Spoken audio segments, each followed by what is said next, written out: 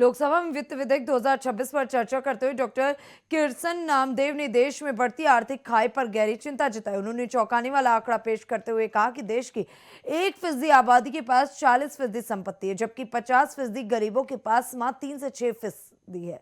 Doctor Namdev ने वर्तमान GST प्रणाली को देशपूर्ण बताते हुए कहा कि 50% गरीब आबादी से 64% जीएसटी वसूला जा रहा है, जबकि 10% अमीरों का योगदान मात्र 4% है। उन्होंने बेरोजगारी, महंगाई, विनिवेश और किसानों के लिए एमएसपी में बढ़ोतरी न होने को लेकर सरकार की कड़ी आलोचना की और नीतियों में बदलाव की मांग भी की। Thank you, sir, for giving me this opportunity. I am also thankful to my party leadership for this. Sir, ये फिनांस बिल के ऊपर हम आज चर्चा कर रहे हैं। तो ये फिनांस बिल इस देश की अर्थव्यवस्था जो बरसों से दिखाई दे रही है और जो हमारे ग्रामीण क्षेत्र के लोग जो हमको चुनकर देते हैं, उनके अपेक्षाओं पे खरी उतरनी चाहिए। सर, देखा गया है कि जीडीपी का वितरण जो होता है, इस देश के संपत्ति का वितरण जो है,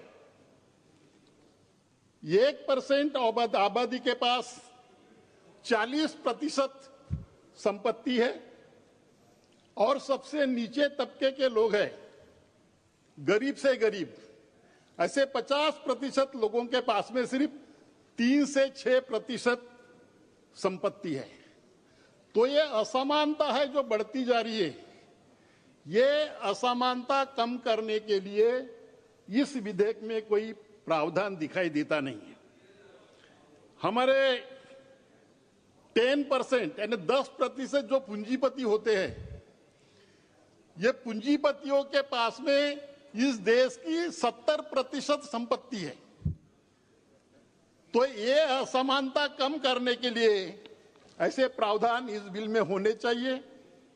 और हमारी जीडीपी है, जीडीपी की गणना जो हमारे देश में होती है, उसको तो इंटरनेशनल मॉनेटरी फंड ने सी ग्रेड दिया है। ये हमारी जीडीपी तय होती है मिलियनर्स, अरबपति लोगों से। जब 2024 से 26 तक जीडीपी हमारी 6% से 7% हुई, तो कैसे हुई? ये इसलिए हुई कि जो अरबपतियों की संख्या 102 थी, वो 167 हो गई।